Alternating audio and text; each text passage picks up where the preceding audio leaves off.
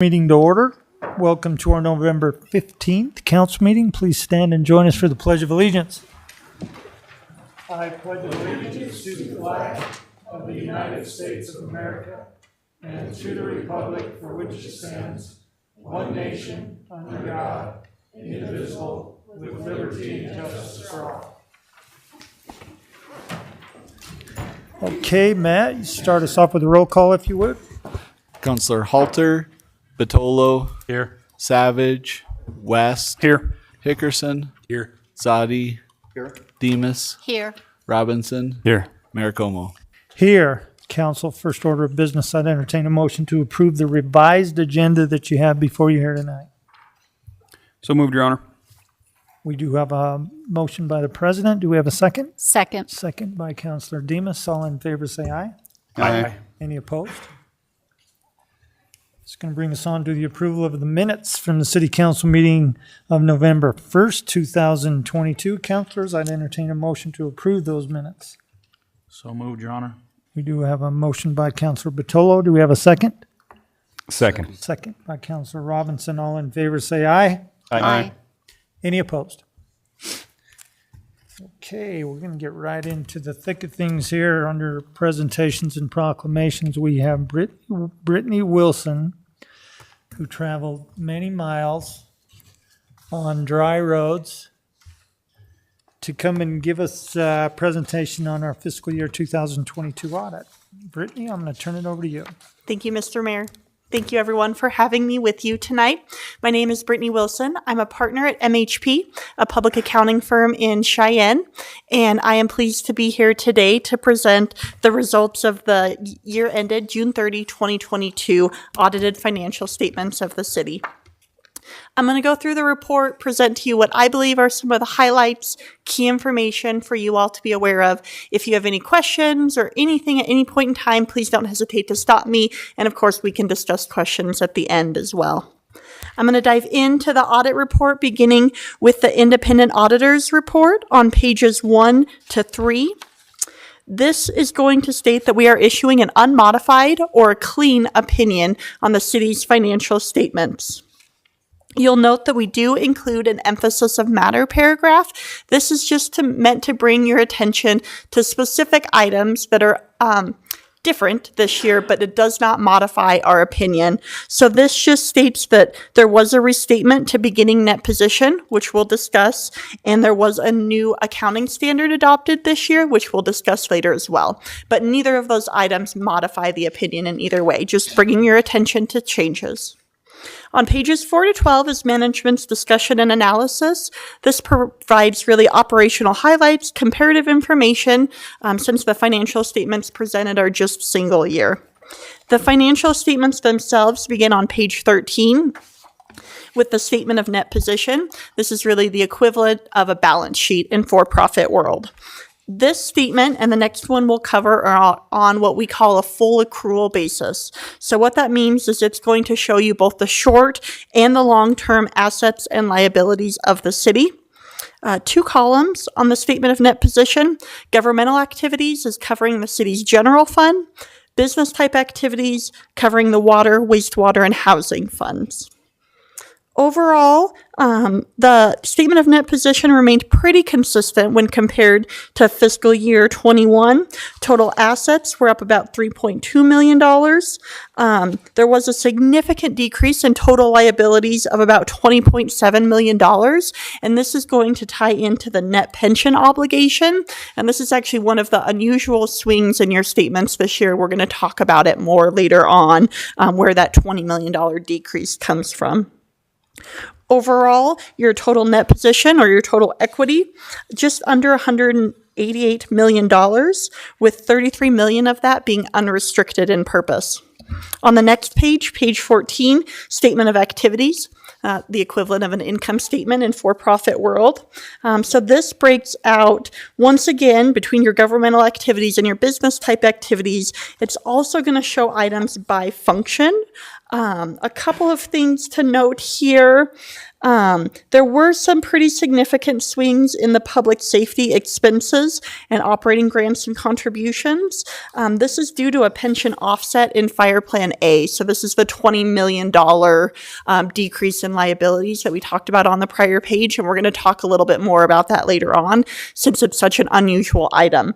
And then in Public Works, we're seeing increases compared to last year in the operating and capital grants, and that's primarily due to the $3 million of grants and AML funds, and just under $4 million of some COVID-19 funding that came in under the CSLFR funds. Overall, we did see also an increase in general sales and use tax. So I know we're always hoping to see that continue to go up as well. And that went up about $2.4 million, or about 15%. You will see here we have total change in net position.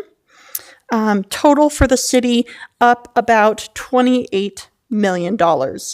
We do also have a prior period adjustment line of just under $2 million.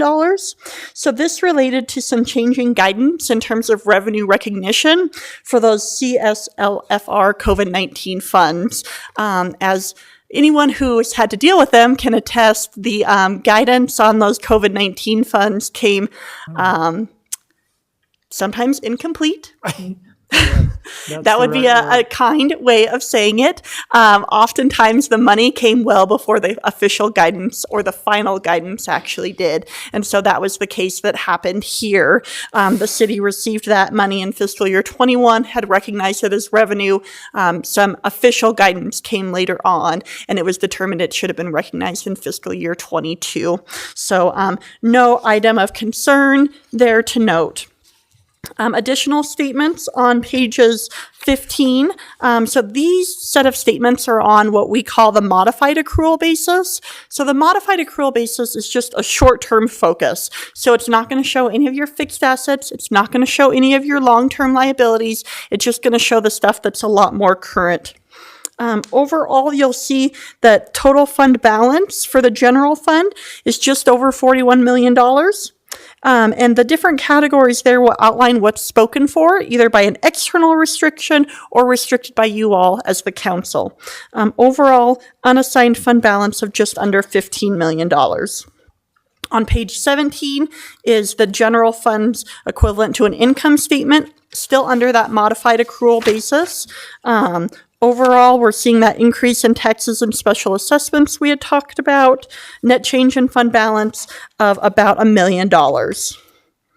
On pages 19 to 22, you're going to find additional detailed financial statements for the business type activities. And I'm going to go ahead and hop to the footnotes, which begin on page 23 with footnote 1, which is your summary of significant accounting policies. Some changes in this footnote this year related to the adoption of GASB 87. So that was that new accounting standard I referenced earlier in the presentation, and that has to do with leases. So we'll talk specifically about what impact that had on the city when we get to that footnote. Other than that, no changes in the city's accounting policies. Footnote 2 on pages 29 to 34. This is going to provide additional detail on the city's cash and investment portfolio. Overall, seeing a larger increase in the portfolio in the YO class, kind of a decrease coming out of the demand deposit accounts and the certificate of deposit. So putting the money where there's a higher rate of return. I'm going to pop forward to footnote 6, which begins on page 36. As you're likely aware, the city participates in 4 Wyoming retirement system plans: the Public Employee Pension Plan, Fireman's Plan A and B, and the Law Enforcement Plan. So this footnote details the city's participation in those 4 plans, and it also provides additional information.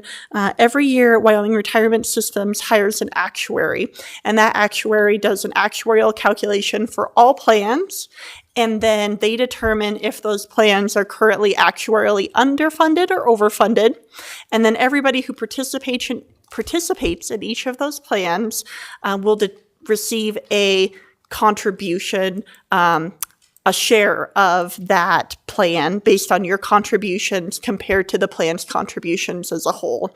So that report comes out. The city takes those numbers from those Wyoming Retirement Systems reports, and that's where the city's net pension liability is coming from. So that's simply saying from your participation in those defined benefit plans, what the actuarially underfunded amount is. So we had talked earlier about the significant swing in that, particularly coming from Fire Plan A. So there was definitely, as I am sure you're all aware, some unusual activity in Fire Plan A. We're not too happy about it. That's why we're sticking with unusual. Then I'm not going on record with any sort of opinion. So yes, unusual activity with Fire Plan A, where it was determined that plan was so significantly underfunded, but unfortunately it was a closed plan where contributions had stopped quite a while ago, as it was determined to be actuarially funded. And as such, the state legislature passed a bill, and this is disclosed on page 38, where it talks about how the state contributed $75 million towards the stabilization of the plan. And the part that I'm sure you're not too happy about is, of this amount, $55 million comes from the state. The remaining $20 million was coming from those who had also participated in the plan. And so your liability related to that is included in the financial statements this year, even though payments didn't start in fiscal year 22. It is recorded as a long-term liability. But as a result, in that actuary report, the actuary did recognize that influx of contributions, which drastically decreased the net pension liability in that plan. So that's why we're seeing that very significant $20 million swing on your end. So while it definitely doesn't help the situation at all, at least there was a decrease in that liability. Overall, from cumulative for the 4 plans, the city reported a liability of just under $20 million. In the prior year, that liability was $41 million. So that big swing, once again, coming from the Fire Plan A. So I'm going to go ahead and jump again, and I'm going to go to footnote 11, which starts on page 46. So this is another accounting estimate within the city's financial statements, and this one has to do with the post-employment benefits other than pension, or OPEB plan. As the city's retiree health insurance plan, as the city's health insurance plan does offer retiree benefits, there is an implicit subsidy of retirees that results in a liability under accounting standards. And so that just means that the city hires an actuary. Gotta love those actuaries and the numbers that they're coming up with for everyone's financial statements. But the city hires an actuary who determines the OPEB liability that's reported within your financial statements. So footnote 11 will include the plan description information and additional information from that actuarial report. On page 50, note 12 is covering leases. So this is the new accounting standard that I had referred to earlier. So this is a governmental accounting standard, and it relates to leases both from a lessee perspective and a lessor perspective. So previously, from a lessee perspective, usually a lot of leases were considered operating leases, and so that just meant that as payments went out the door, there was an expense on the city's financial statements, and there wasn't really any balance sheet impact. The GASB has decided that it's beneficial for people to have an idea of the amount of assets that are kind of being leased. So as such, for any of those lessee arrangements, you now are showing a right to use intangible asset and then a lease liability offsetting. For lessor arrangements, previously there would have been a lease receivable on the books. Now there's also a deferred inflow related to those future payments. So footnote 12 is going to talk about all of the various leases the city has and provide the financial information related to that. On pages 54 to 56, You'll see the budget schedule for the general fund. As part of the audit, we ensure that the city stays within its budgetary authority in the general fund, and there were no instances of not remaining within budget authority. On pages 59 to 66, you'll see additional trend information for the last 9 years for all of the Wyoming retirement system plans the city participates in, if you're curious. I'm going to hop again to pages 69 to 70. So our audit is really done in two parts. We have the financial information part that we've covered, that was covered by that first independent auditor's report. And our second part deals with the federal dollars. And so the city expended just under $8.7 million of federal funds in fiscal year 22. As an FYI, for a comparison, fiscal year 21, $11.8 million. So that was a very high year, and that was all the COVID funding that had flown through at that point in time. Fiscal year 20, only $1.4 million. So we've seen significant influxes of federal dollars over the past couple of years. We are required to audit at least 20% of the city's federal dollars. And so we audited two programs. The first one is the Abandoned Mine Land Reclamation, or AMLR. That's at just over $3.2 million. And the second one was a COVID program, the Coronavirus State and Local Fiscal Recovery Fund, of just under $4 million. So we're required to then issue two additional audit reports, which start on page 72. So that first one has to do with government auditing standards. So we look at internal control over financial reporting and then compliance with laws and regulations. In our audit, we noted no significant or material deficiencies in internal controls and no material non-compliance. So we're issuing a clean report there as well. Our third and final report starts on page 74, and this is under uniform grant guidance, so this is back to the federal dollars. And we're issuing an opinion on the major programs, so those two programs I pointed out, and the compliance with the direct and material compliance requirements and related internal controls, and we noted no non-compliance or deficiencies, so another clean audit report. That concludes the audited financial statements. I'm also going to briefly cover our report to the mayor and the members of city council. So we're required under our auditing standards to communicate specific items to you all as those charged with governance. So that's what this report does. It's really meant to provide a high-level overview of how the audit went. It will tell you that the city adopted GASB 87, the LISA standard, that there are 3 significant accounting estimates within your financial statements. So the pension liability, the OPEB liability that we discussed, and then also the liability for estimated unpaid claims as calculated by the city's third-party administrator. We identified no audit adjustments during the course of the audit. There were entries provided by management subsequent to us receiving the trial balance for audit. So those are included in the attached representation letter, but no audit adjustments. No disagreements with management, no significant issues, no significant difficulties, and overall we felt that things went really, really well. And we'd like to offer a huge thank you to Matt, Alex, and their whole team for the work they do. Obviously not only the audit, but during the entire year. Could you go through that again? Absolutely.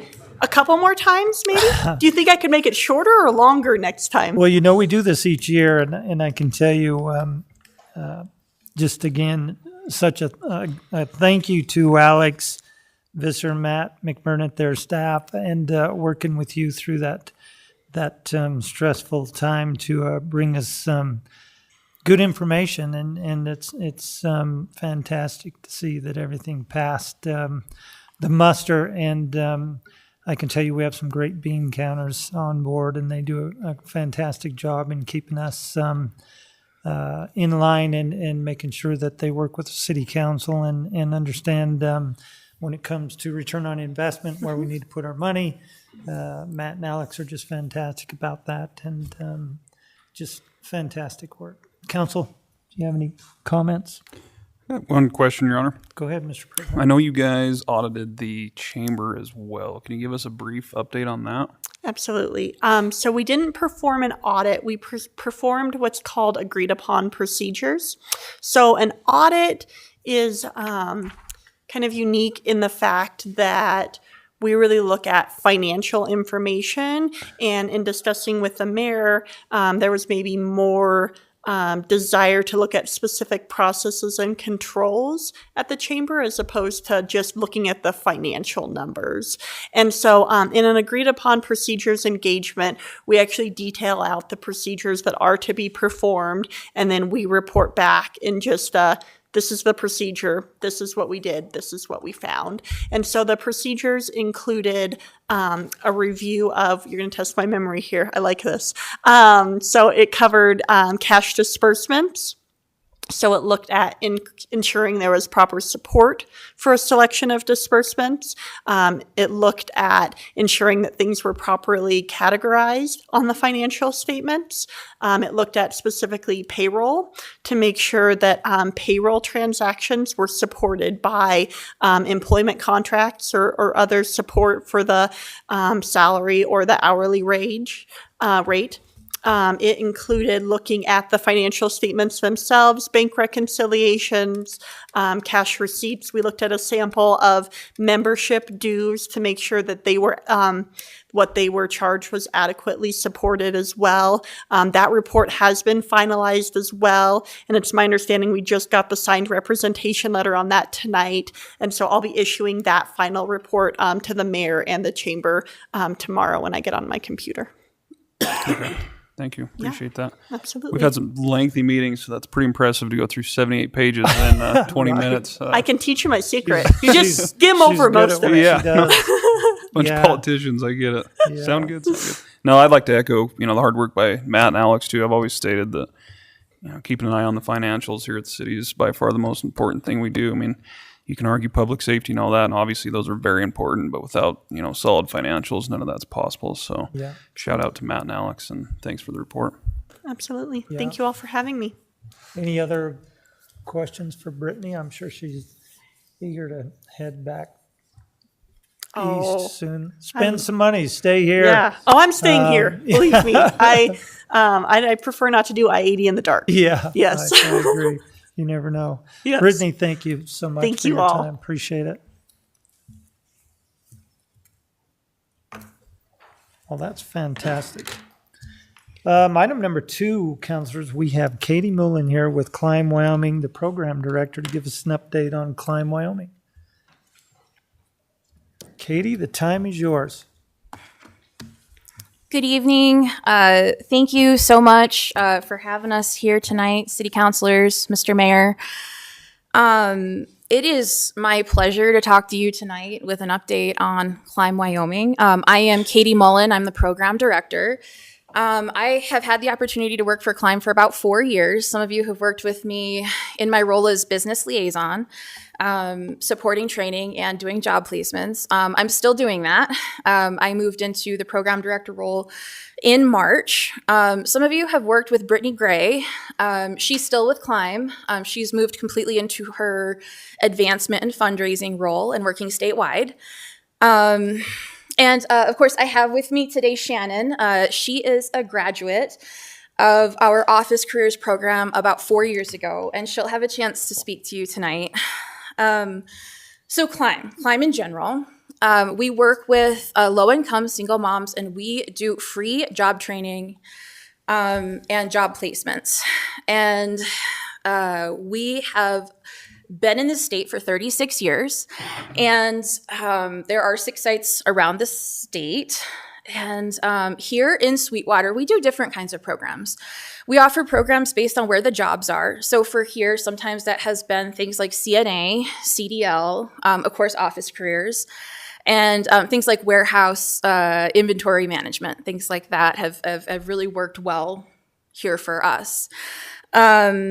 And so right now we are offering an office career training. It's very similar to the program that Shannon went through a few years ago, which is why I brought her. We've partnered with a trainer who has done training out of Western Wyoming Community College, and she's also a small business owner here in Sweetwater. And she's built this really great training that combines hard skills, such as things like, typing, of course, but also Microsoft Office, so Word, Excel, PowerPoint, and then basic bookkeeping and QuickBooks. So, and then also the soft skills, which is things like office communication and conflict management and professionalism. So we are getting ready to do job placements here in Sweetwater in the middle of December. We do reimburse employers for approximately 6 to 8 weeks of training wages. It's not quite like college where they give you your degree and then say, hi, have a good time, bye, have a good time. We continue to support them. We build every aspect of the Climb Wyoming training around supporting that person in those new skills and that new job. So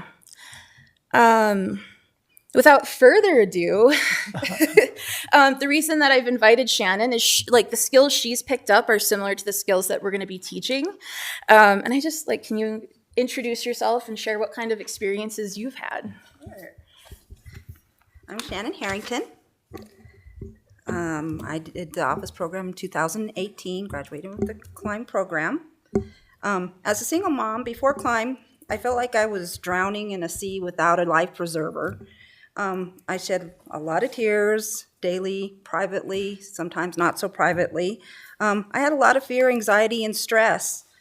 I always worried about how I was going to keep roof over the head, my kid's head, and food on the table. I was on assistance, endless cycle of working 2 to 3 jobs and sometimes being unemployed. I had a lot of shame. It kept me from progressing in life. I had 2 choices. That's why I decided to join Climb. I either could hide in the closet with my shame, or I could pack it up in a bag and use it to embolden and influence others. And I chose to do the latter. After Climb, along with the knowledge and skills for office careers, there are 2 other aspects of Climb that I feel are probably more important or as important as those skills. I feel like the life skills that I learned, parenting skills, budgeting, how to interview, were pretty important. Also, the mental health aspect. They helped me shift my thinking and feelings, where I felt doubt, I gained hope. Where I felt weakness and fear, I've gained strength. Where I had hesitation in myself, I've gained confidence. And with the self-doubt, I've gained self-worth. I now work for Infinity Power and Controls. I started off as an office assistant, answering phones and filing, and I am now accounts receivable specialist and office manager. I'm now involved in all aspects of the business. I'm no longer on assistance. I have benefits. I can now pay my bills and keep the lights on, and it's feeling like my future is so much brighter. With Katie's help and Brittany's help, their continued support has been very awesome. When I feel myself, even at work, feeling like I'm losing my footing, I can pick up the phone, call Katie, and she'll be there to support me. And I think that's awesome. And I can't even promote the program enough of what they can do for the single mom. I think it's an important program, and I hope that it continues to go forever. Thank you, Shannon.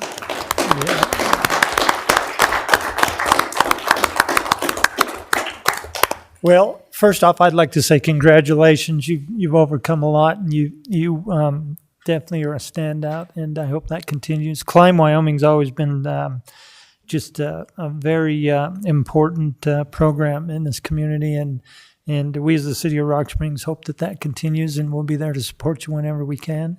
Just fantastic job. Just keep up the good work. I got a little emotional hearing your story. Even though I've been there with you for the last 4 years, I think it's amazing what you've done. I've loved that you pick up the phone and ask, like, hey, talk me through this. It's a pleasure to get to work with the people that we do. And just know that like we put this amount of care in our job placements, and many of the ladies from our Office Careers program are still employed and thriving. Right. And yeah, I just if you hear, so here's the business liaison side of me coming out again. If you hear of job openings, administrative, clerical, front office, back office, that kind of stuff, I work really individually with each one of these women to find a job that's going to highlight their strengths. So Great. We'll Thank keep our you eyes for open. having I know us. I've been to a couple of graduations where a couple of the ladies went through the program, and one, I remember driving a tractor trailer across country and just making good wages, benefits, taking care of her family. And that's what it's all about. Your Honor, Councilman Zadi? if I could add a few comments on there. I had the pleasure at one point, I think it was during the CDL course at the end, to do mock interviews. And getting to know the women that were in that course, and actually I hired one out of the office program as well, and she's still with us.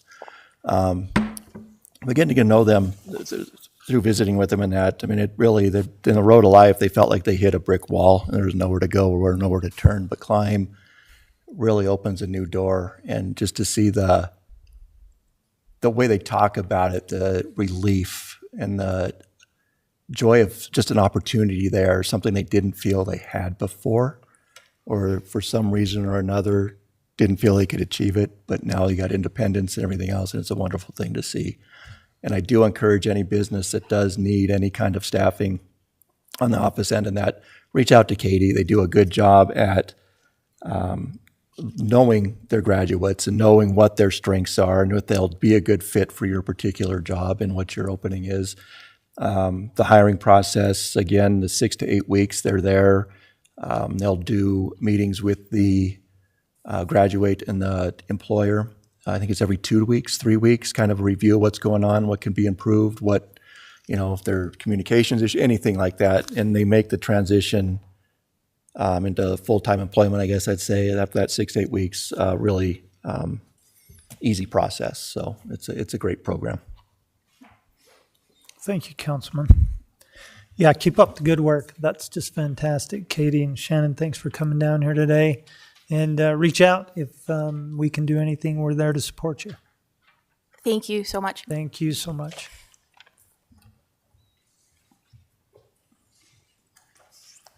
Okay, next item on our agenda, we have the Sweetwater County Prevention Coalition here, Survivors of Suicide Loss Day.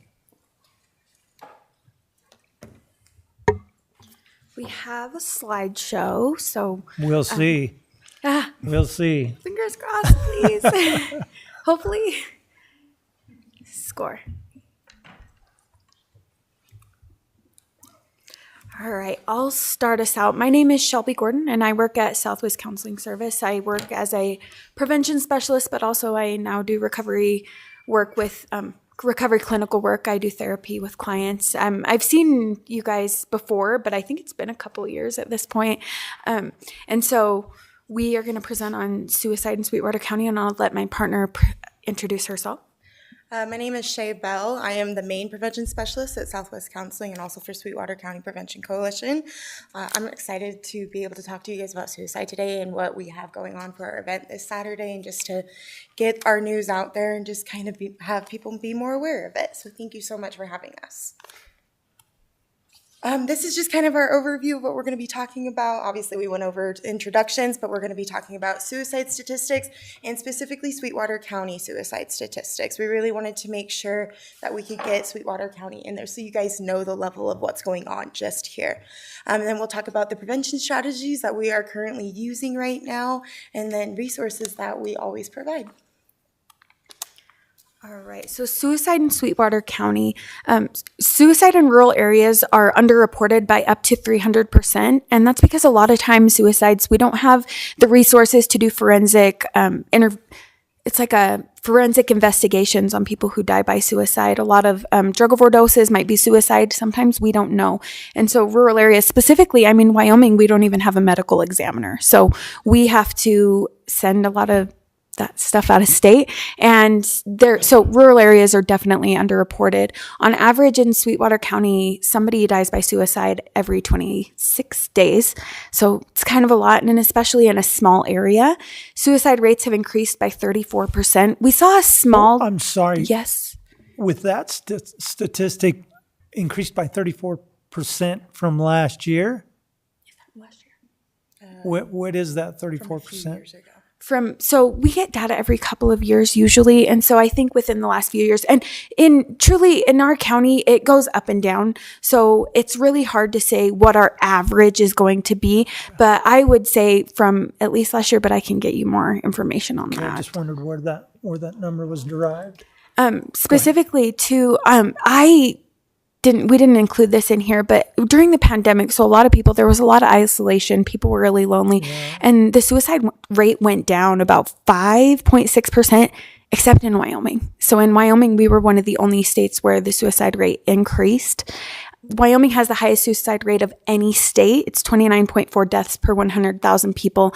And the national average is about 14.5. Sweetwater County has the fourth highest suicide rate of all the counties in Wyoming.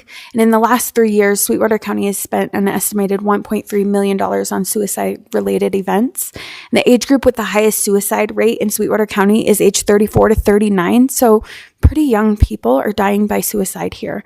Suicide rates are the highest for construction and extraction profession by 52.1 suicide deaths per 100,000 people. And I'm going to be really honest with you, it's really hard to reach that population. We do a lot of different trainings. We'll show you in later slides. We've put up education at different mining and extraction places, and it's difficult and it's really hard for people to ask for help. And I get that. I know that it's so hard, and it's hard for people. Wyoming, we have this it's a stigma, and we've talked about it, that cowboy up stigma. But I do therapy with clients, and I'm constantly telling them that the bravest thing you can do is ask for help. And so really making that more known, like it's so brave to ask for help. You don't have to do it alone. And we're in Wyoming, a lot of times people feel like they're expected to do that.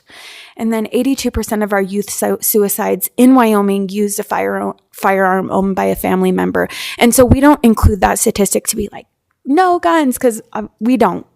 We're not doing that. We do that because we want people to store their guns safely. That's what we're all about. We have a strategy where we can provide free gun locks to anybody that calls us. We provide free gun locks, and I've taken a training called Counseling on Access to Lethal Means, and it's just about teaching people to store their guns safely because you never know.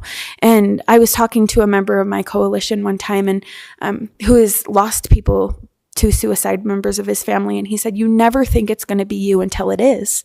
And so that's something that we all need to remember, because we don't think that tragedy will strike us until it does. And so just remembering to be safe. It's better to be safe. Next slide. Okay, so according to the American Association of Suicidology, for every one person who dies by suicide, 25 people survive an attempt. And with that one suicide, 135 people are affected by that suicide. So with this graph, this is kind of from our rates that we've gotten from the Wyoming Department of Health for specifically Sweetwater County of how it's affecting us. So you can see that in total, over 1,200 people attempted suicide. That's over 3 years only. And about a little under 6,500 people were affected by those suicides. So it's not like one of those things that is just like, yes, we're a small community and everything, but there's a lot. There's more numbers that you actually think are in play here, considering that we are a small community. There's a lot more than we actually think there is. One thing I wanted to add on to that too is when we're in a small community like we are, roughly Sweetwater County has like 43,000 people-ish. And I constantly hear, everybody knows everybody here. And so even just one suicide, so that's like averages. All the data that we have is averages. But if there's somebody that dies by suicide, average is 150, but it's likely that almost every member of our community could have heard of that person, or they maybe knew the name. So while 150 is this number, it's kind of this like random number, they say this many people could be affected, but in areas like ours, it could be much more widespread of the people who are affected by one single suicide. And like you saw, we have much more than one a year. So prevention strategies, and these are the things. So we work under a grant through every county in the state gets a prevention grant. And we have these focus areas, and it's adult overconsumption of alcohol, youth marijuana use, opioid and other drug use, tobacco use, and then suicide as well. And for suicide, we are given money to implement these strategies, and every strategy that we do has to be evidence-based. So it has to be evaluated. There has to be research that goes with it. And so these are some of the strategies that we do on a community level. Like I mentioned before, we give free gun locks, we give free medicine bottle locks, and we also give free medication lock boxes, because in case somebody tries to take their parents' medication. I mean, I have little kids, and I even put our vitamin gummies in there because my daughter would eat all those if I let her, because they're gummies, right? It's candy. And so just to be safe, it's better to be safe than sorry. And so we do that. We spread awareness. We have open discussions. We end the stigma around suicide. And that's one thing that you'll notice when we talk about suicide. In the past, a lot of people would say that person committed suicide, but dying by suicide is not a crime, and committed sounds like a crime. And so we choose to say died by suicide. And I'm not perfect, and I know I mess that up sometimes too, but trying to change even just the language can have an effect on how people view these things. We hold and attend bereavement groups. So there's a bereavement group, suicide loss bereavement group, that meets the first Monday of every month, except for like Labor Day and when there's holidays. So first Monday of every month. And it's people who attend who have lost somebody by suicide. And the reason why that's evidence-based, because if people have a higher risk of suicide if they've lost a family member to suicide. And so it's more, even though we work in prevention, that's kind of considered postvention. So it's after the fact, but it's prevention in the fact that we're helping family members who are at higher risk because of losing somebody. We hold and attend trainings. I thought it was on here, but it might be on another. Oh, it's on the next slide. So there's different types of trainings that we offer: mental health first aid, question, persuade, refer. So those types of trainings teach people about warning signs, teach people about mental illness, the prevalence of mental illness, and they're really effective and really great trainings. On the individual level, we have people look for warning signs. We teach about warning signs: depression, substance use, reckless behavior, loss of hope, legal trouble, many, many warning signs. So we tell people to check in with their family and friends, because I hear so often as well that people are like, well, they were so happy. Well, everything seemed like it was okay. And we just don't know unless we're checking in on our family members. And maybe we'll check in and they won't know and they won't tell us. But it doesn't mean that we checked in for no reason. If we love we love the people who are around us and we care about in our family. I talk so much with my hands. I'm like, if I didn't have them, I tied my sides, I'd probably have to sew my mouth shut. But we have to check in on our family and friends. It's really important. Even you never know. You just never know. And we ask questions. So have you been feeling unhappy lately, or do you ever wish you were dead? I know that seems really confrontational. In our trainings, we're taught to say, are you thinking about killing yourself? That sounds like, oh my gosh, why would I say that? A myth is that if you ask somebody about suicide, that they will choose to die by suicide. And that's false. It's a myth. It's not true. If you ask somebody about suicide, it's more likely that they're going to talk to you about it. They'll open up, tell you what's going on. And the reason we talk about asking it directly, and this is going to be kind of, it's sad. So I had a coworker who, she works in Gillette, and she asked a young gentleman, he was about 15 years old, and she said, are you thinking about hurting yourself? And he told her, what I'm about to do isn't going to hurt me. Because he was in so much pain, he thought his pain would go away. And so really that's why direct questions are important when we talk about suicide. Well, and Shelby, I think you hit the nail on the head, because we go through this every year. We did last year, and we do a proclamation, and I didn't feel very comfortable with the proclamation, because we do a proclamation and we hand it to you and whoever's here, and then you're left with this, what did we do? Yeah. So we had called the group back and wanted more information, and I think that you hit the nail on the head, checking in with people and reading the signs before that occurs. And the several things between COVID and the pandemic, but whether it's financial issues or just the weather alone, somebody lost a job, you can usually see those signs. Sometimes you can't, but I'd say the vast majority of the times you can. And our biggest concern as the city council was what resources were available to those people.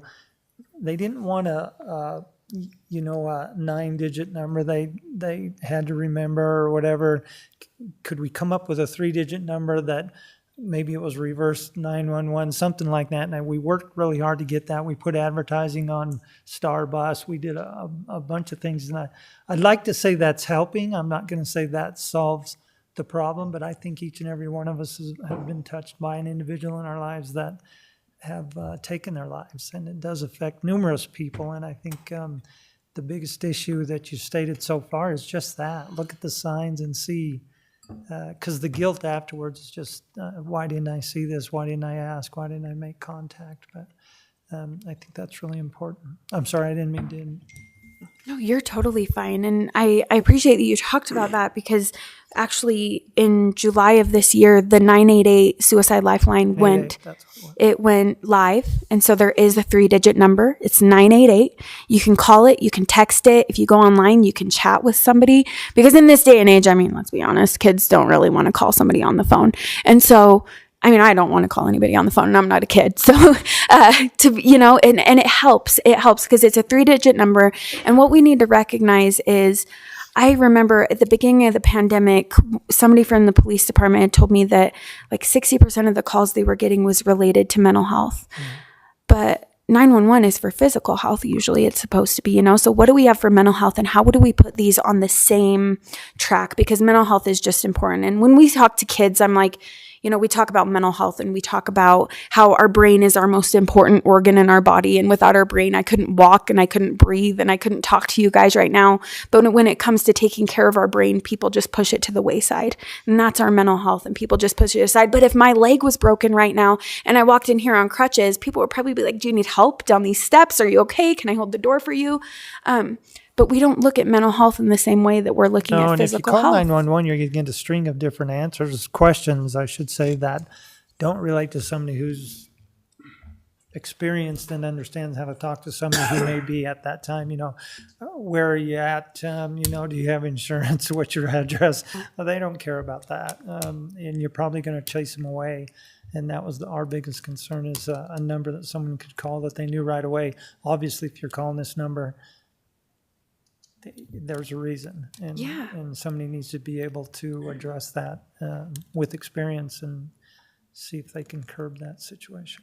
Absolutely. And all the people on the other end of 988 are trained crisis counselors, all of them. So you're getting somebody trained in crisis counseling, which is great. And the last one on this slide, and then I am so long-winded, so I'm really sorry. I encourage a person in your life to seek help. So provide resources or options for care.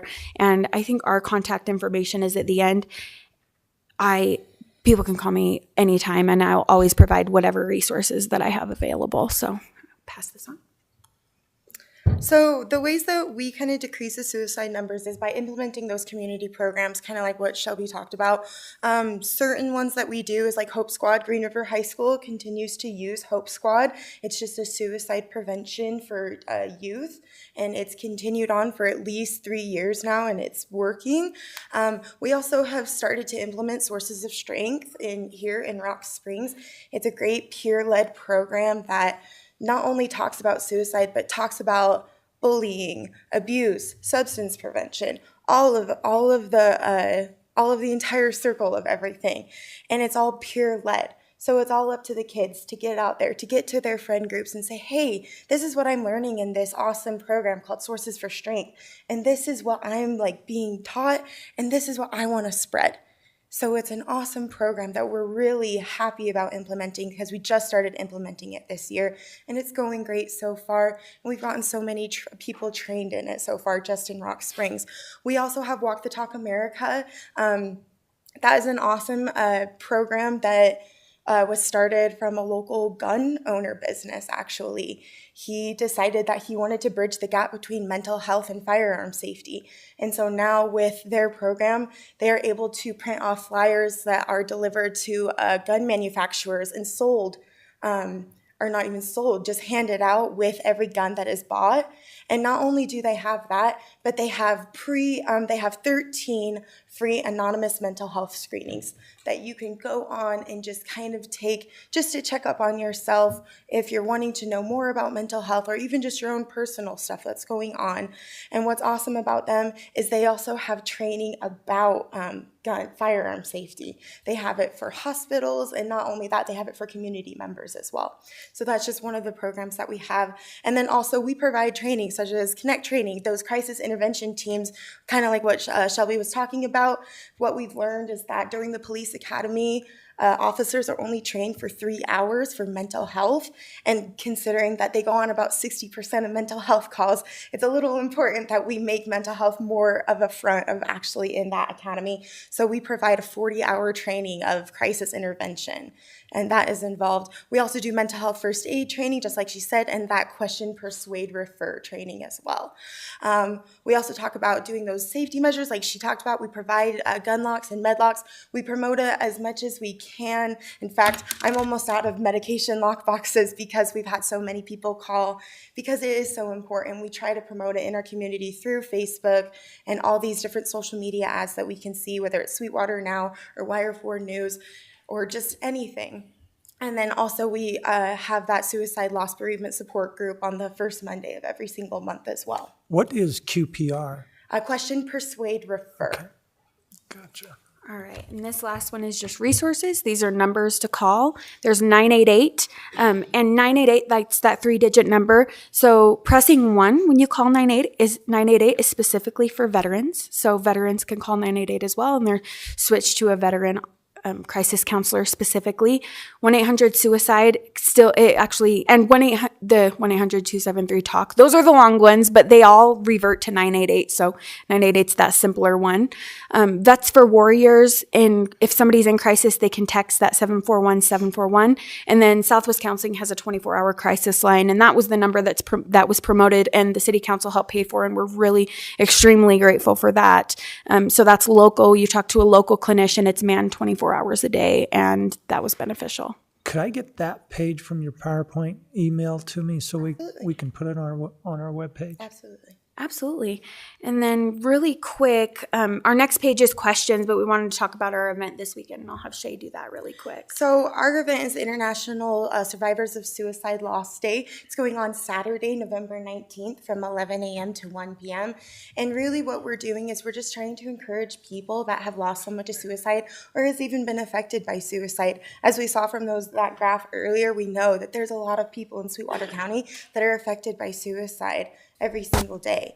And so we just want to promote support, basically. That's all this event is providing support to those that have been affected by suicide and just being there to talk. We're going to be screening a movie from the American Foundation for Suicide Prevention.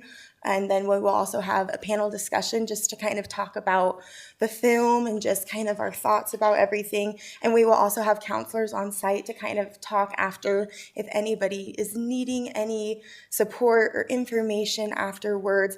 And we'll also provide resources as well for anybody that's welcome to come in the community. It's open to everybody. So Your thank Honor. you. Excuse me. Councilman Robinson. Can you tell us where that's at and what It time? is at Able Hands. So just right over here. And from what time to what time? 11 a.m. to 1 p.m. Okay, so direction-wise, it's right over here. Yes, sorry. My things are off, yes. Oh, it's like we're in a time portal. And so just a little background because I talk a lot and I feel like I just need to. So Survivors of Suicide Loss Day, there was a legislator, and his name is escaping me right now, but his father had actually died by suicide. And so he thought it was really important because the holidays are really hard for people who have for people who have lost a loved one to suicide. So he made sure that every Saturday, the Saturday before Thanksgiving, is International Survivors of Suicide Loss Day. And there are hundreds of events going on going on all around the country. And so Rock Springs, this is our second one. Mayor Como, you spoke at our last one. We're really grateful for that. And it's just to get people together, because suicide can be very isolating for the family that goes through it. And we want them to recognize that there are people that are there with them. There are people going through it. And where there's help, there's hope. True. Any other questions, comments, counselors? You guys do a fantastic job. Keep up the work, because this has been a concern of ours, especially when you look at the statistics in Sweetwater County. It's a struggle. Anything we can do to decrease that or eliminate it is our job. So let me know how we can help, and just keep up your work. Thank you very so much. much. We Thank you appreciate it. so much.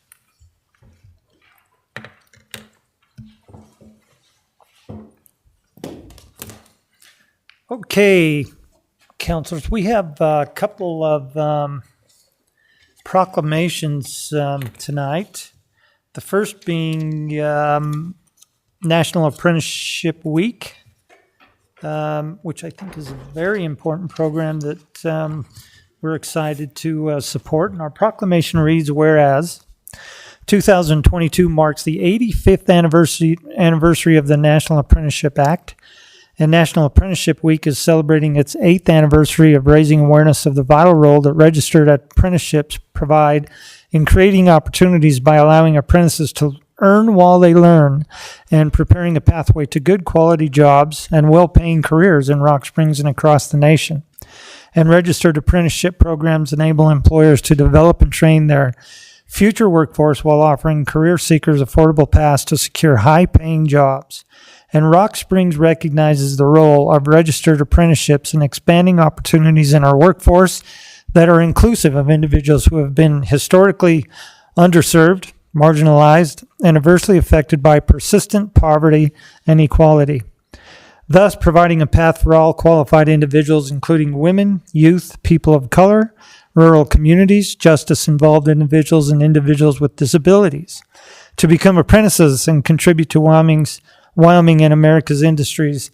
And Rock Springs recognizes that registered apprenticeships, a proven and industry-driven trained model, can train our workforce and build a pipeline into good quality jobs in order to address our nation's pressing workforce challenges, such as rebuilding our country's infrastructure, addressing critical supply chain demands, supporting a clean energy workforce, modernizing our cybersecurity response, and responding to care economy issues.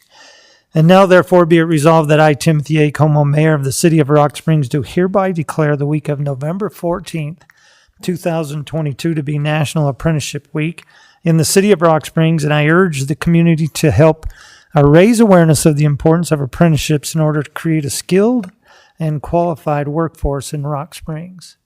And I do believe we have the entire staff of Vaughn's Plumbing and Heating.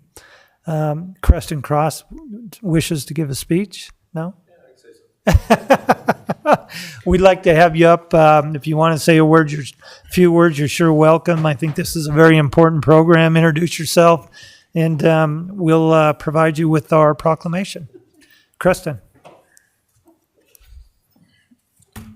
Yeah, thank you, Mayor and councilors, for having us tonight. A little bit, I guess, about our program. We do have 7 individuals registered in the apprenticeship. We have both a plumbing and a HVAC apprenticeship program. We're on year 4, and we should see a couple of these guys graduate, I hope, this year. But yeah, we, exactly as you said, we started looking down the path of the apprenticeships to get some skilled labor in our company. As everybody knows, it's a major challenge in Wyoming as well as nationwide. And on average, we employ about 35 to 38 people, and we've got 7 in the program. So it's a pretty big part of our company and where they're going. It is a 4-year program. It's tiered. So after they finish, the first year of their schooling, they get a raise in pay and do that for the 4 years. And when they walk out, they're making a good wage and pretty valuable asset to our company as well. So That's fantastic. Give you guys a round of applause. We'll see some graduations. If we could, we're going to take a picture over by the American flag and ask the council president to join us. If I could, I'd like to introduce the group we get to work with every day too. Left to right here, we got Daniel Ware, Tom Myers, Boris Demhanovich. Probably slaughter that last name like I do every day, but Mike Kretzinger, Tim Tozzi, and the ever so sleepy Robert Conder tonight. So it's our pleasure to work with them every day.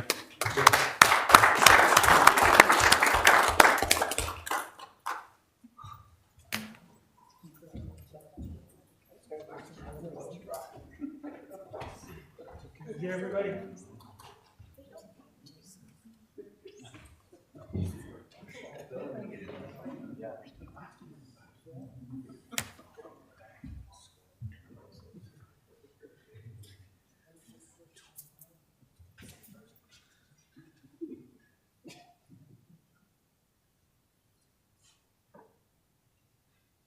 Thanks, guys.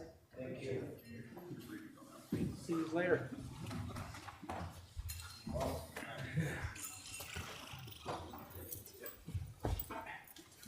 Great program.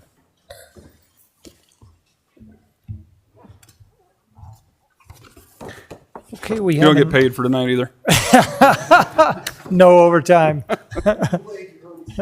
No, double time, double time.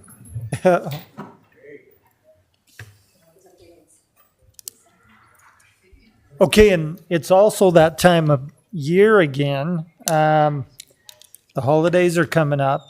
We're honored to have Sue Lozier and Maria Mortensen here with the URA.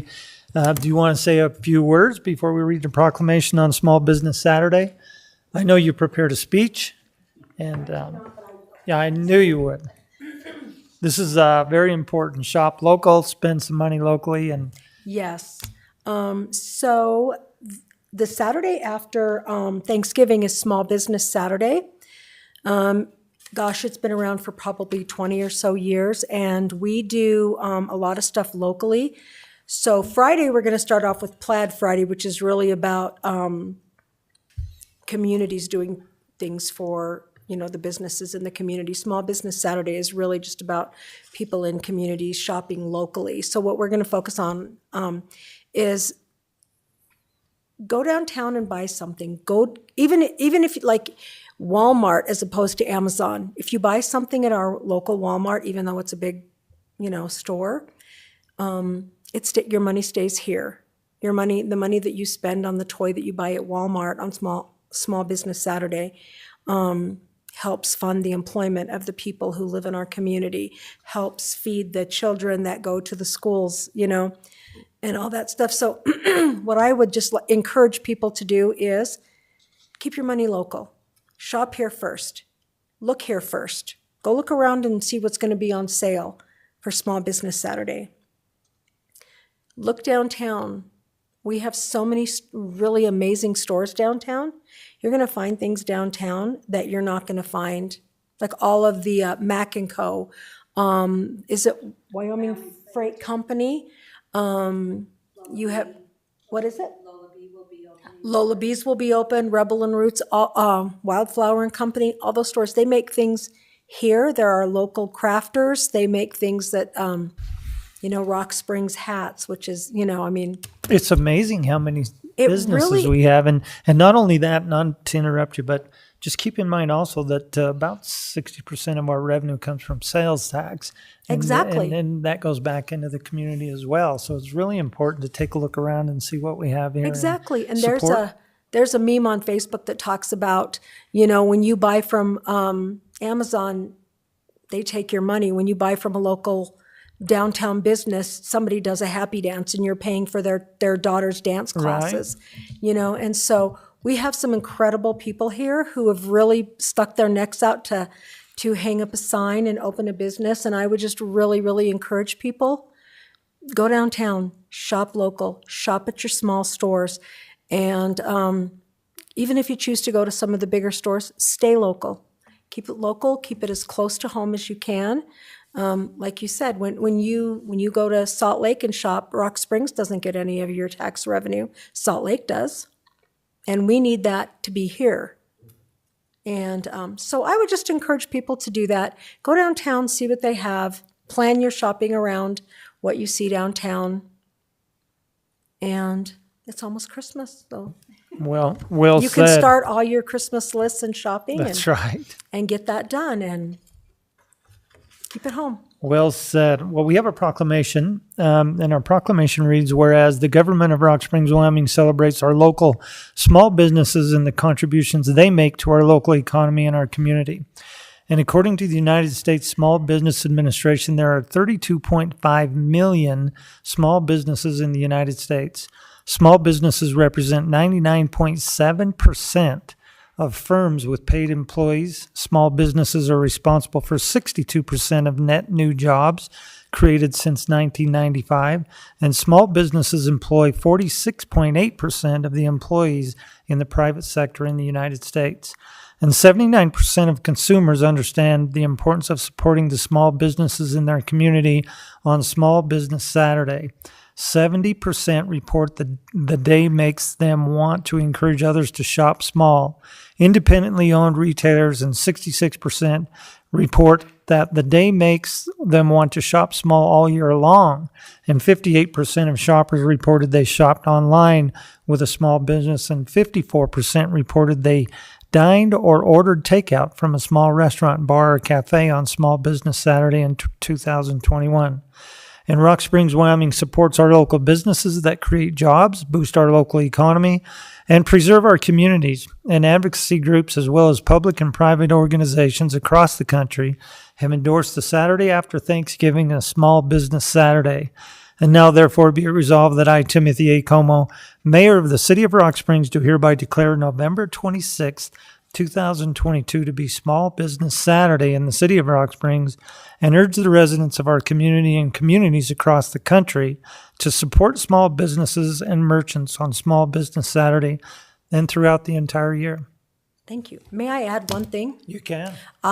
There's going to be a group of us from the Downtown Main Street Urban Renewal Agency at Mac & Co., 10 o'clock on Small Business Saturday.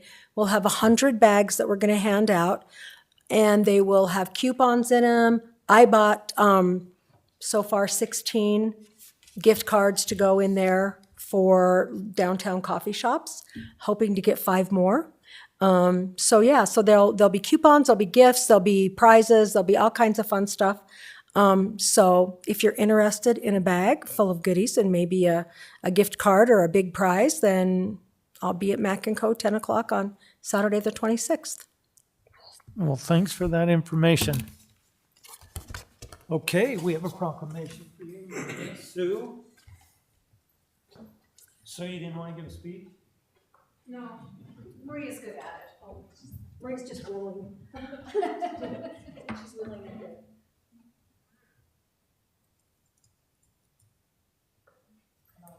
Ready to go? Thank you. Thank you. I appreciate it later. Good job. Thank you. We'll see you on that Saturday. Okay. Save the bag. Well, you have to be in line.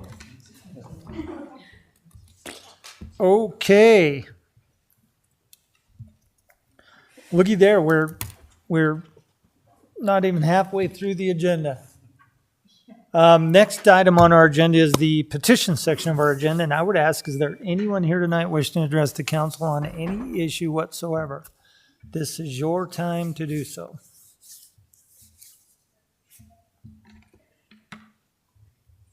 Anyone? Hearing none, I'm going to close the petition section of our agenda and move on to the officers and staff reports. We have item number 1, the Health Insurance Fund recap for October 2022, and we have item number 2, the financial report summary for October 2022. Councilors, I would entertain a motion to approve the officers and staff reports and place on file. So moved, Your Honor. We do have a motion by Councilman Hickerson. Do we have a second? Second. Second by Councilor Batolo. All in favor say aye. Aye. Any opposed? Okay, this is going to move us on to the council committee and board reports. Councilors, we have one item, the Main Street Board meeting minutes of October 10th, 2022. And I would ask, are there any other reports that wish to come forward at this time? Your Honor. Councilman Zadi. Yes, now I just quick report on the committee we formed for the two proposed ordinances that are tabled right now. We did meet again last week and came up with some wording we did present to council, and we'll be voting to remove those ordinances from the table and amend that wording. One thing that we've recommended as far as a committee is to move forward with taking both ordinances off the table. At this time with 14, we aren't going to do anything. We're recommending that we vote that down on the third reading, as we still want to continue to work on that and get the wording right. There were a number of issues with the way it was worded, and some felt an overreach. So we're working with law enforcement and that on what tools they would need in an ordinance to accomplish what we want to accomplish, and that is to help end any kind of human trafficking within our community. I don't know a timeline on that, but just voting it down does not mean we're killing it for good. We are still working on it. I want everybody to be aware of that. We are going to continue our work on that ordinance as we move forward.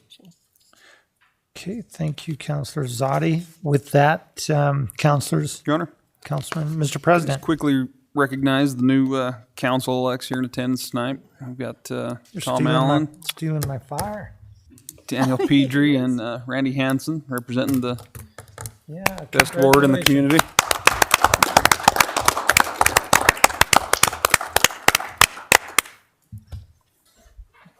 That's all I had. Sorry.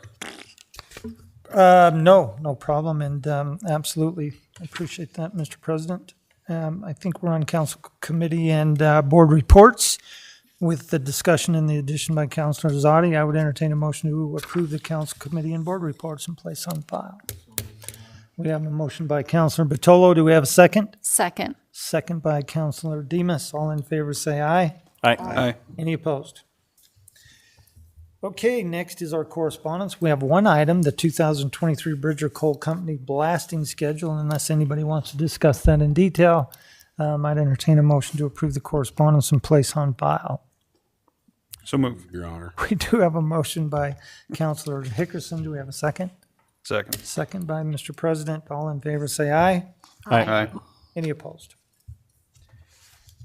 Okay, moving on to bills and claims, councilors. Item number one is the bills and claims for November 15, 2022. What's your pleasure? Your Honor, Councilwoman Demus? I make a motion to approve the bills and claims for November 15th, 2022.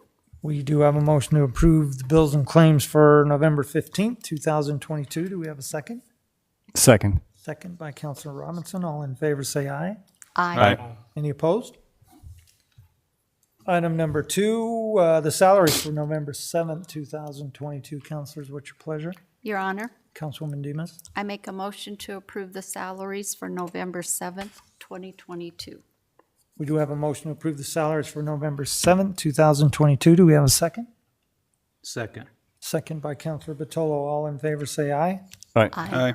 Any opposed? Okay, councilors, this is going to take us to new business items, of which we have 9 items under new business. Item number 1 is a request from Finance Department for approval of the City of Rock Springs fiscal year 2022 audit report from McKee, Hearn, and Pies LLC. What's your pleasure? Your Honor, Councilwoman Demus. I make a motion to approve this request. We do have a motion to approve this request. Do we have a second? Second. Second has been called. All in favor say aye. Aye. Any opposed?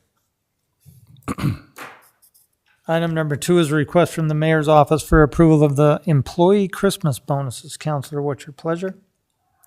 Your Honor, Councilman Batolo. move to approve this request. We do have a motion to approve this request. Do we have a second? Second. Second has been called. All in favor say aye. Aye. Any opposed? Okay, item number 3, the request from the fire department for permission to purchase a used vehicle in the amount of $40,953.99. Councilors, what's your pleasure? Your Honor. Councilman Hickerson. Quick question. You sure you need another vehicle? Only been looking for this one for 3 years. It's fine. I move to approve this request. We do have a motion to approve. Well, Chief Starting to sound like Earthbomber's Savage not- over there. Yeah, Chief Earthbomber's never going to get vehicles, but we do have a motion to approve this request. Do we have a second? Second. Second's been called. All in favor, say aye. Aye. Any opposed? Okay, item number 4 from the Housing Authority, a request from the Rock Springs Housing Authority for permission to fill a vacant housing maintenance mechanic 1 or 2 position. Counselors, what's your pleasure? Your Honor, Councilman Batolo? move to approve this request. We do have a motion to honor this request. Do we have a second? Second. Second has been called. All in favor, say aye. Aye. Any opposed? Item number 5 is a request from the Police Department for permission to apply for a Sweetwater BOCES grant for an animal control internship. Counselors, what's your pleasure? Your Honor, Councilwoman Demus. I make a motion to approve this request. We do have a motion to approve this request. Do we have a second? Second. Second's been called. All in favor, say aye. Aye. Any opposed? Item number 6 is a request from the Parks and Recreation Department for permission to apply for a Wyoming Community Foundation grant to enhance the splash pad at Garnet Park and Sweetwater County Joint Travel and Tourism Board grants for the wind and mud and drop-in hockey tournaments. Counselors, what's your pleasure? Your Honor, Mr. President, I move to approve this request. we do have a motion to approve this request. Do we have a second? Second. Second's been called. All in favor, say aye. Aye. Any opposed? Item number 7 is a request from the Parks and Rec Department for permission to fill a vacant senior administrative assistant position. Counselors, what's your pleasure? Your Honor, Councilman Robinson, was it? move to approve this request. We do have a motion to approve this request. Do we have a second? Second. Second's been called. All in favor, say aye. Aye. Any opposed? Item number 8 is a request from Lou's Incorporated for permission to transfer their liquor license to Green River to cater the Ta Christmas Party on December 2nd, 2022 from 4 p.m. to midnight at Expedition Island Pavilion. Counselors, what's your pleasure?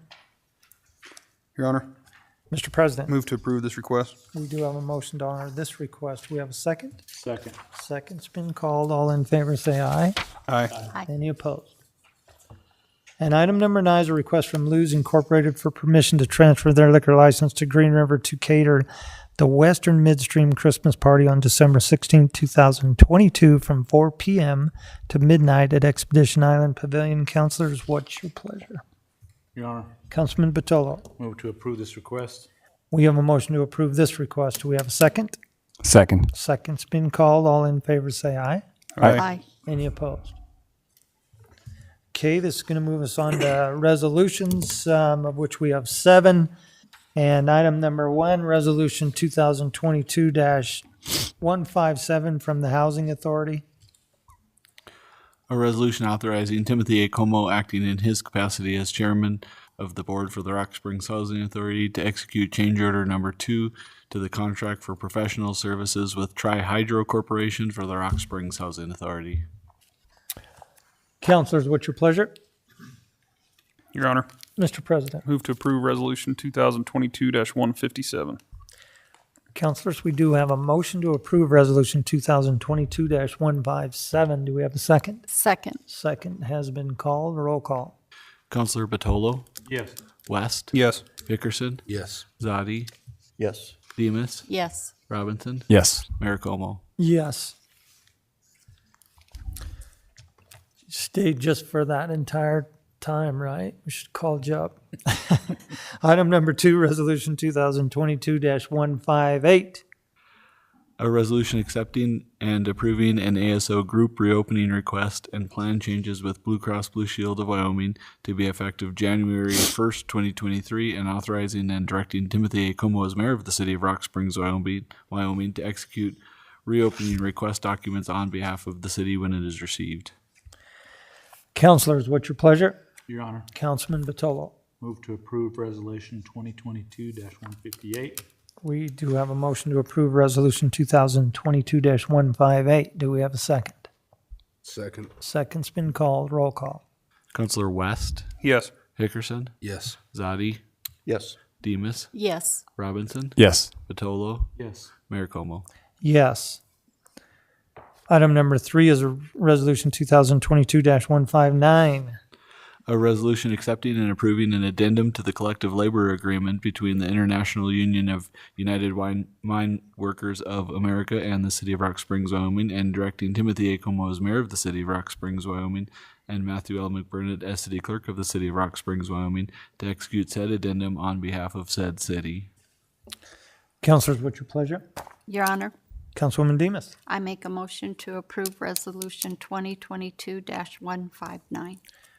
Councilors, we do have a motion to approve Resolution 2022-159. Do we have a second? Second. Second's been called. Roll call. Councilor Hickerson, Yes. Zadi, Yes. Demus, Yes. Robinson, Yes. Patolo, Yes. West, Yes. Mayor Como. Yes.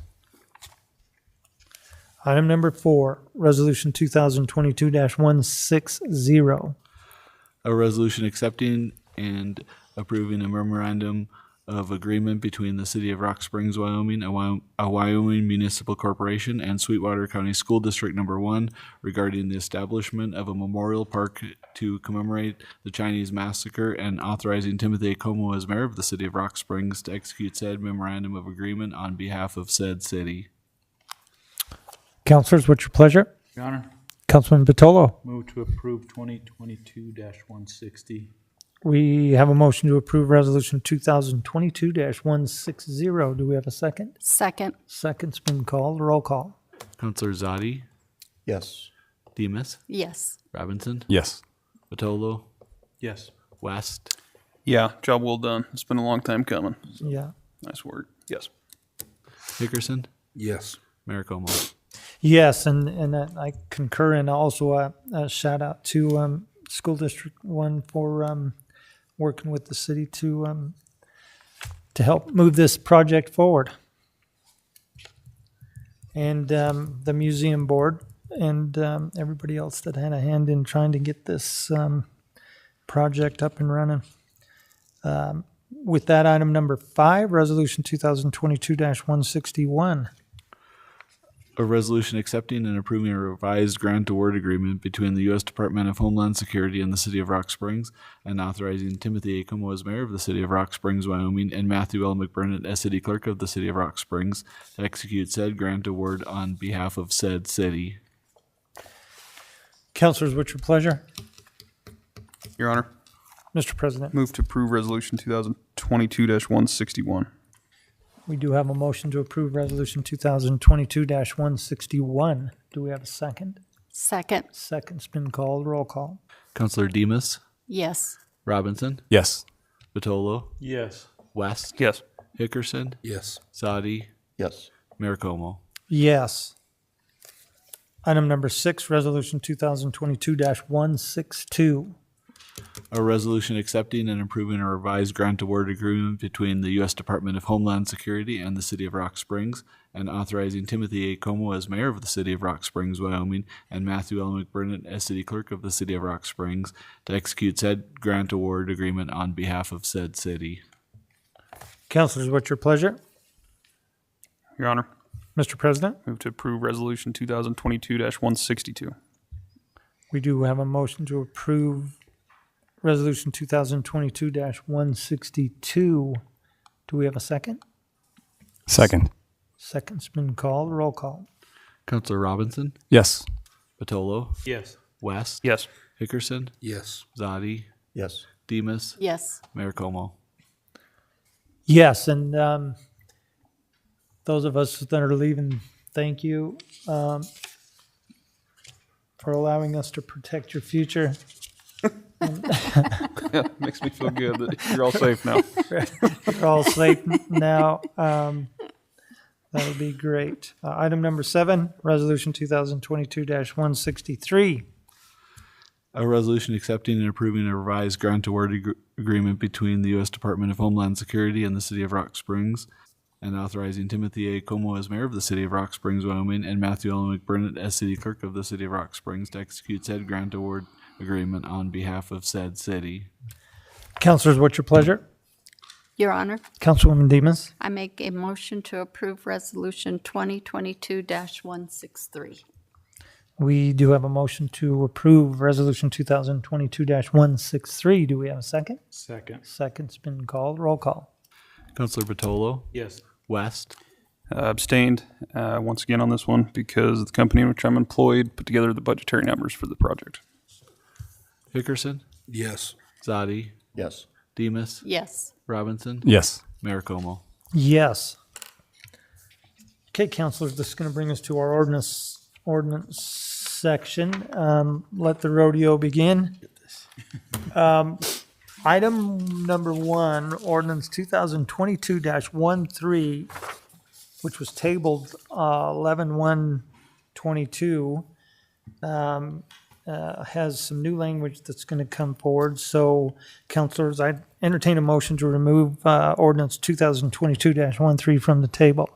Your Honor, Councilman Zadi, I would make a motion to remove ordinance 2022-13 from the table.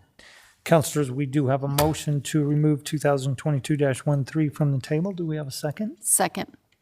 The second has been called. Not quite sure if we need a roll call or a voice or a, no. All in favor, say aye. Aye. Any opposed? Okay, with that, ordinance 2022-13, second reading, new language. An ordinance amending Article 3-2 of the ordinances of the City of Rock Springs entitled Offenses Concerning Public Morals and Decencies. Councilor Zadi? Your Honor, with that, we have a number of changes that were made to the ordinance, and I believe Jordan sent that out to council, so you all have a copy of that. There is one change within that that I think we still would like to make, and that is going to be 3-200.1, paragraph A. What we've done is we went through and with definitions and redefined a lot of what was in the originally proposed ordinance. But on A, and it states here, sexual intrusion, which means any intrusion, however slight, by any object or any part of a person's body except the mouth, tongue, or penis. And I don't know why I feel like I need to apologize to my mom there, but so we want to remove, I believe, the word except. And maybe should it have been including? That's what I think.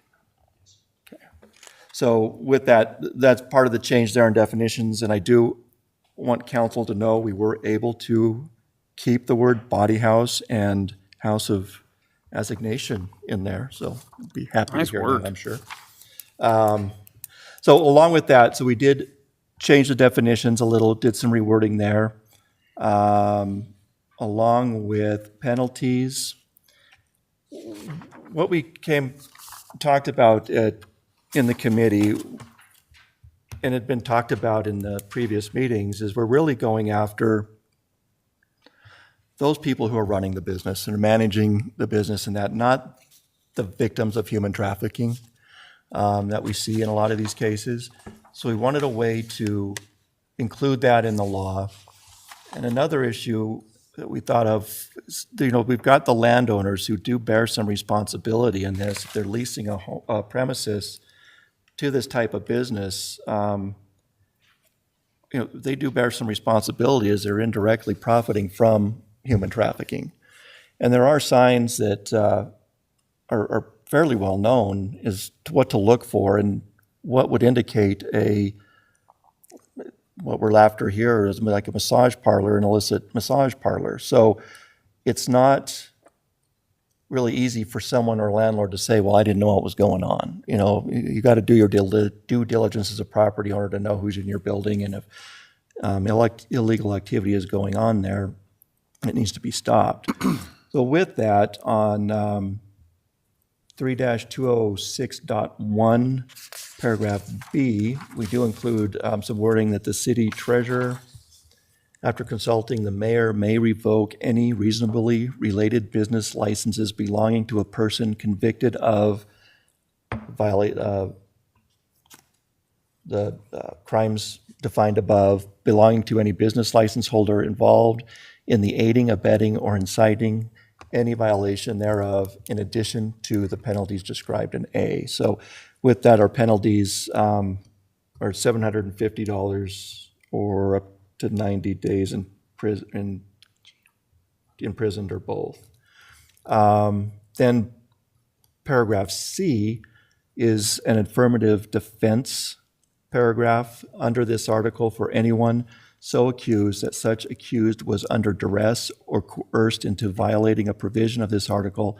This affirmative defense is not available to any person who created or materially participated in creating the duress or coercion of another person that resulted in a violation of this ordinance.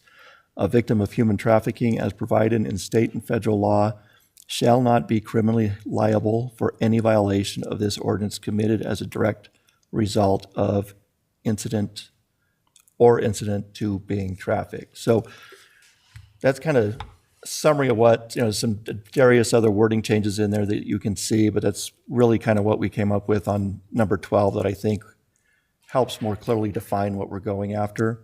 I can tell you, in talking with Chief Harris Palmer and Detective Hall, human trafficking isn't really an easy thing to go after because a lot of these people who are victims of it don't realize they're victims. Or they're told, they're from another country and they're told the police are bad, don't talk to them, they'll take you away, they'll put you in jail. So it's a real big mental game that goes on to these victims that they're not really fully aware what to do or how to react. They kind of think it's normal. So it's a challenge for law enforcement if they go into an establishment and ask, are you forced or coerced? They really don't have an answer. And it's a real challenge for law enforcement. And so what we're trying to do is really give them the tools they need to shut these down. And, we're talking about sex trafficking here, but it's really, human trafficking takes all types of forms, even labor trafficking, and a lot of it is in the service industry. So it's unfortunate, but it's here in Rock Springs. It has been, and it continues to be around the country. And we do really need to do what we can to prevent any of this from happening as best we can and give the tools the law enforcement needs.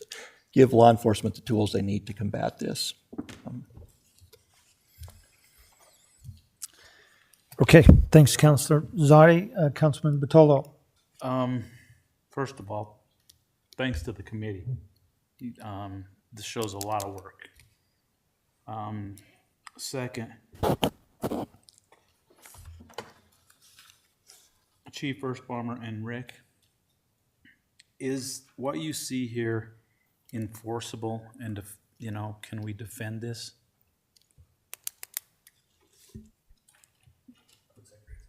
Okay.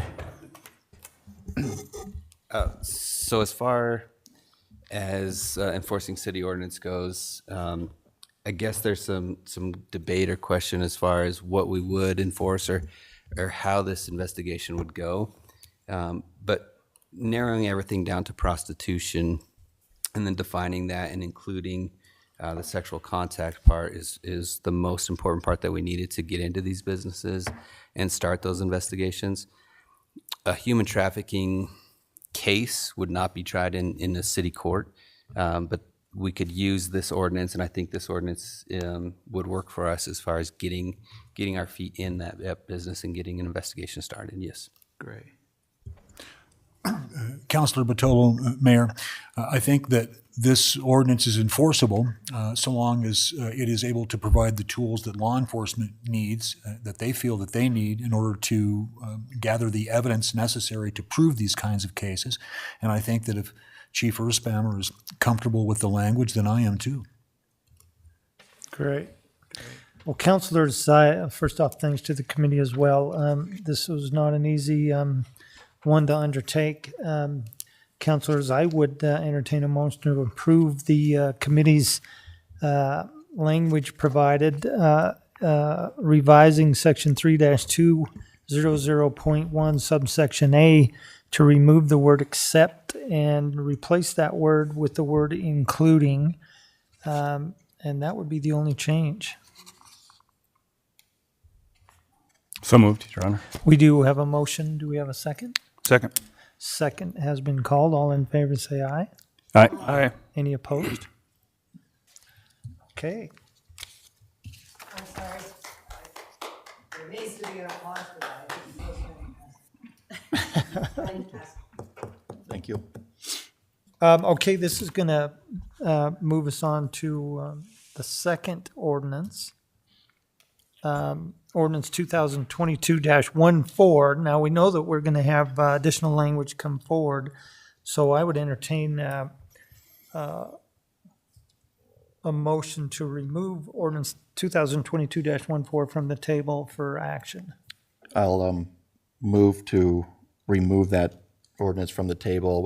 Wanted a little discussion there as well. When this brought up to the committee, I took a vote, and really majority of the committee wanted this to just die completely.